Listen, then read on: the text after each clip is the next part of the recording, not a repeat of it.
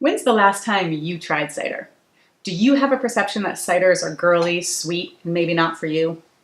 Well, in today's video, we're going to crack open a few of our favorite craft ciders and show you just how wrong that perception is. There is a craft cider revolution going on that's creating some incredibly dry, funky, even barnyardy ciders.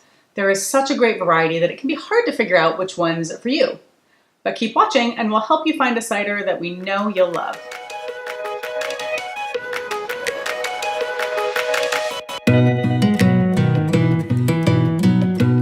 All right, so since we've talked about cider a lot in the past, we're cutting to the chase this week and jumping right into the producer we're talking about today, Tilted Shed Cider Works. But if you're completely new to cider, head on over to our website at thecraftycask.com and check out some of our content on how cider is made, regional differences in cider around the world, history, and some of our past videos on the cider revolution and another one of our favorite craft cider producers as well.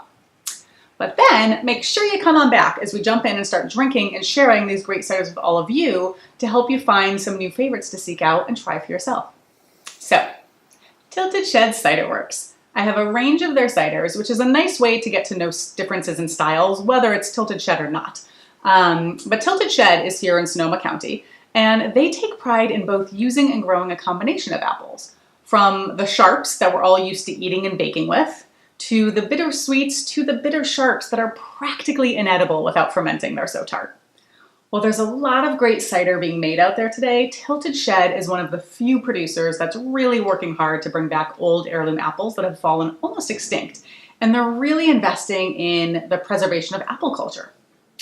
So why is that so important? Well, honestly, similar to wine, if you make cider well, it can give you a true taste of place and varietal, and each year's vintage can be unique based on the growing conditions. I mean, think about it. A whole new world of cider, practically as big as the world of wine to get to know. Isn't that exciting? And you thought ciders were simple and sweet. Let's start with the Gran Visa, which is one of their flagships, and as the name implies, celebrates Gravenstein apples of Sonoma. It's semi-dry with less than 1% sugar.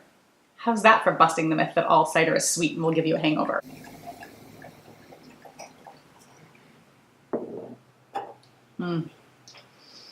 So this cider is super versatile and easy drinking. It has a touch of sweetness, and the apple really shines through.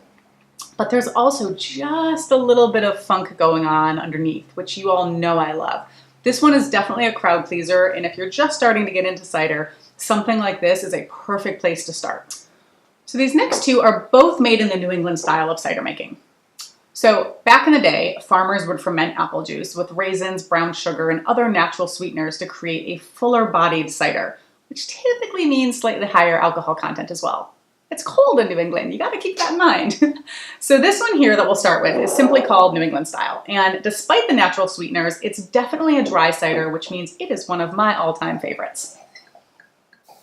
Just look at that color on this too. It's like a nice rose gold. It's really beautiful. So this one you can just imagine drinking in the cold winters of New England. There's just something a little soul-warming about it. It's dry, has a little bit of that barnyardy funk, but it kind of has that warming element that you find in spirits, honestly. It's not that high in alcohol content to compete with that, but it does have something there, and it's really just delightful. Lastly, we have Bart Rock, which is their New England style cider we just tried, aged in Kentucky bourbon barrels for 4 months. So you take an already delicious, dry, fuller-bodied cider and then add a layer of smoky caramel notes from the barrel aging. I mean, holy yum.